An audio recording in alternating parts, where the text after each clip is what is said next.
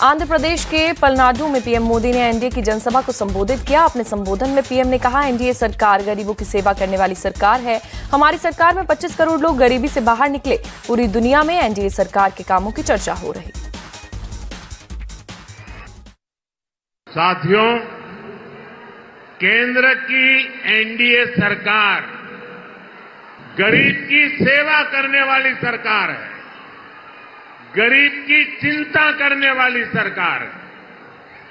हमारी सरकार के 10 साल में 25 करोड़ लोग गरीबी से बाहर निकले हैं। पूरी दुनिया में एनडीए सरकार के विकास कार्यों की चर्चा हो रही है। बीजेपी के राष्ट्रीय महासचिव तरुण चुग ने इंडिया अलायंस पर निशाना साधा। तरुण चुग ने विपक्ष को वंशवादियों का झुंड बताया। उन्होंने कहा कि एक तरफ ऐसी पार्टियों के लिए अपना वंश या परिवार ही देश है, परिवार ही सब कुछ है, लेकिन दूसरी तरफ पीएम मोदी हैं जिनके लिए देश की 140 करोड़ जनता ही परिवार है।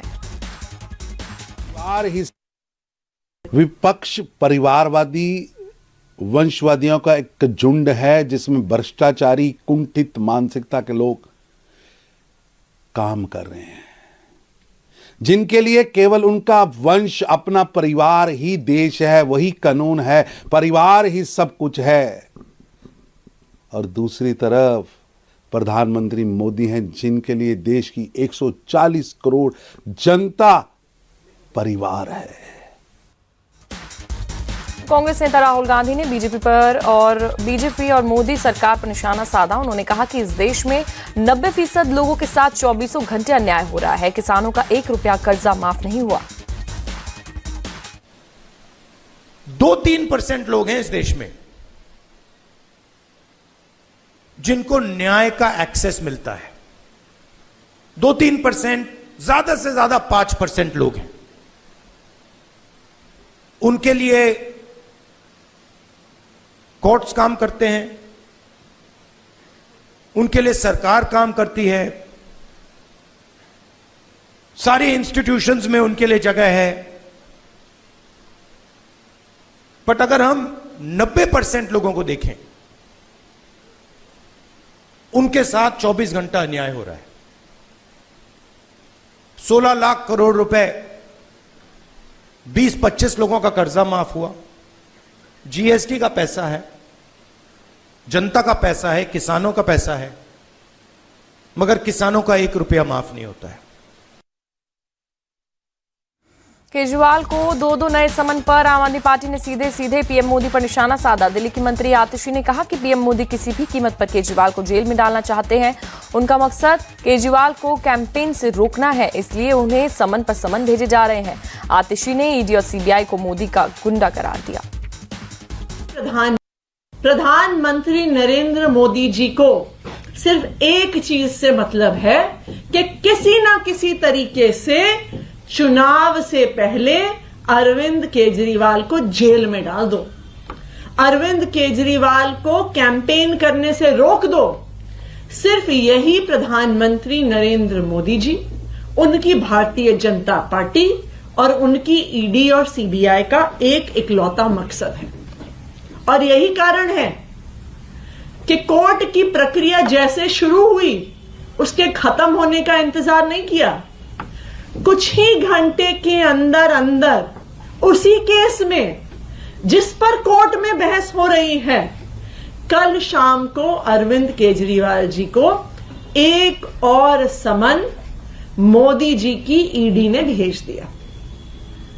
और ना सिर्फ मोदी जी ने इस एक्साइज पॉलिसी मैटर में समन भेजा, अब शायद उन्हें लग रहा है कि उनकी जो गिरफ्तारी का मकसद है ये इस केस से पूरा ना हो, तो इसलिए उन्होंने एक और फर्जी केस में कल अरविंद केजरीवाल जी को नोटिस भेज दिया।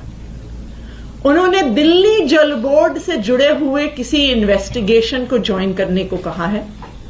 एक ऐसा केस जो आज तक हमें पता भी नहीं चला है कि इसमें जांच क्या हो रही है, इसमें तथाकथित घोटाला क्या हुआ है, इसमें ईडी ने केस क्या दर्ज किया है, इस पर कोई खबर नहीं है। इस 100% फर्जी मामले में भी कल मोदी जी की सरकार ने अरविंद केजरीवाल को समन भेज दिया। कांग्रेस नेता जयराम रमेश ने मोदी सरकार पर निशाना साधा। जयराम रमेश ने कहा, ईडी का पिछले 4 से 5 सालों में पूरा दुरुपयोग हुआ। सभी विपक्षी पार्टियों के नेताओं को निशाना बनाया गया। जहां बीजेपी को चुनावी खतरा दिखता है, वो जांच एजेंसियों का दुरुपयोग करती है। मैं किसी एक व्यक्ति के बारे में नहीं कहूंगा, पर मैं जरूर कहूंगा कि ईडी का पूरा दुरुपयोग किया गया है पिछले 4-5 सालों से। सभी विपक्ष की पार्टियों के नेताओं को निशाना बनाया गया है। बार बार ईडी की धमकी दी जा रही है। आम आदमी पार्टी के 2 नेता अभी भी जेल में हैं, 3 मेरे ख्याल में 3 अभी भी जेल में है। हाँ, तो ये नोटिस दिया गया है। और ये जो बीआरएस के नेता को अभी 2 दिन पहले नोटिस दिया गया था, ये सब स्टेज मैनेज्ड हेडलाइन है। समाजवादी पार्टी के नेता रामगोपाल यादव ने बड़ा दावा किया। उन्होंने कहा कि यूपी सहित पूरे देश में बीजेपी की स्थिति अच्छी नहीं, सरकार विरोधी माहौल जबरदस्त है, इसलिए हम बीजेपी की इस बार 40 सीटों पर काम कर देंगे। जनता समझ चुकी है कि हम लोग तो जाते हैं तो मालूम पड़ता है। जबरदस्त एंटी इनकम्बेंसी उत्तर प्रदेश में है दोनों सरकारों के खिलाफ, चाहे वो दिल्ली की हो चाहे उत्तर प्रदेश की हो। और इसलिए जो गठबंधन है उसकी स्थिति बहुत अच्छी रहेगी और बीजेपी की कम से कम 40 सीटें उत्तर प्रदेश में हम कम कर देंगे पिछले साल से, ये स्थिति है। लोकसभा चुनाव को लेकर आरजेडी नेता तेजस्वी यादव ने बयान दिया। उन्होंने कहा कि उनकी पार्टी की चुनावी तैयारी पूरी है, जीत को लेकर वो 100% कॉन्फिडेंट है। बिहार में एनडीए के खिलाफ जबरदस्त नाराजगी है। हम लोग बहुत ही कॉन्फिडेंट हैं और पूरी तैयारी हम लोगों की हो चुकी है। और हम पहले भी कहे थे कि बिहार जो है इस बार चौंकाने वाला रिजल्ट देगा। हालांकि बहुत सारे टीवी चैनलों ने अपना सर्वे किया है, उनका काम है, उनका प्रोफेशन है, लेकिन चौंकाने वाला शब्द इसलिए हम कह रहे हैं कि जो अंडर करंट जो है लोगों में, खासतौर पर बिहार के लोगों पर 2 चीज़ें देख रही है। 17 साल बनाम 17 महीने और दूसरा केंद्र सरकार के 10 साल में बिहार के लिए क्या किया।